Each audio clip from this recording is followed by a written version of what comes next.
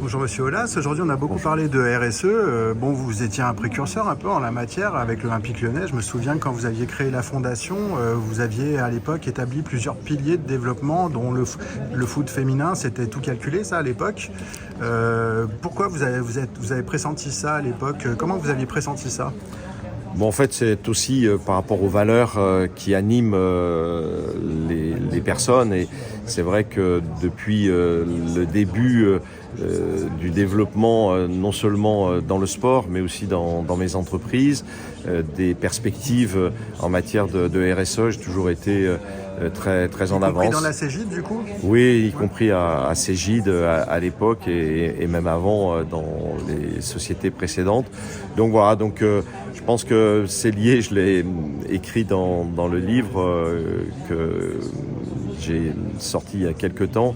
Je pense que le fait d'avoir un peu d'expérience, d'avoir été en 68 directement un des acteurs de ce mai 68 où il était écrit il est interdit d'interdire, ça donne un certain nombre de valeurs générales qui permettent aussi aujourd'hui de s'intéresser à l'ensemble des sujets tels que la parité femmes-hommes et puis tous les sujets d'inclusion qui sont les sujets majeurs que notre société aura à régler dans le futur, dans un contexte qui, on le sait, est très difficile. Un petit mot sur le 17e titre peut-être? Vous suivez peut-être toujours, j'imagine de près, ce que font l'OL féminin?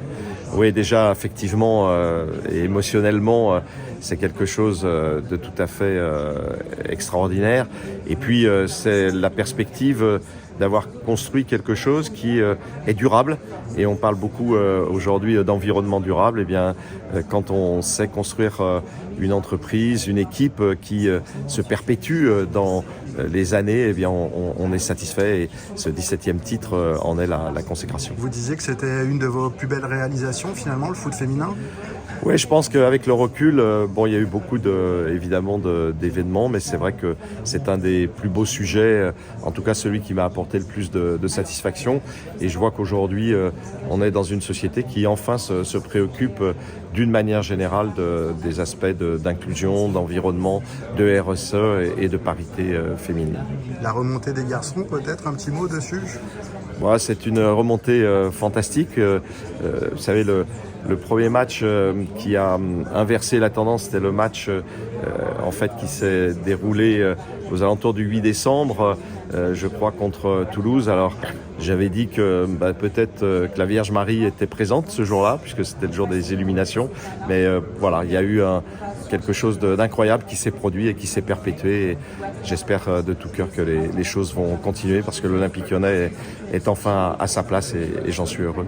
Dernière question sur ce que vous faites chez les filles maintenant au niveau de la fédération. Quels sont les grands projets structurants? Alors les grands projets sont à 3 niveaux. Tout d'abord le foot amateur. Donc développement de manière très intensive du nombre de licenciés, puisqu'on est à 220 000 et on va passer à 500 000 en 5 ans. Le projet de développement du foot professionnel avec le lancement de la Ligue professionnelle féminine, la L2FP, qui vient d'avoir lieu.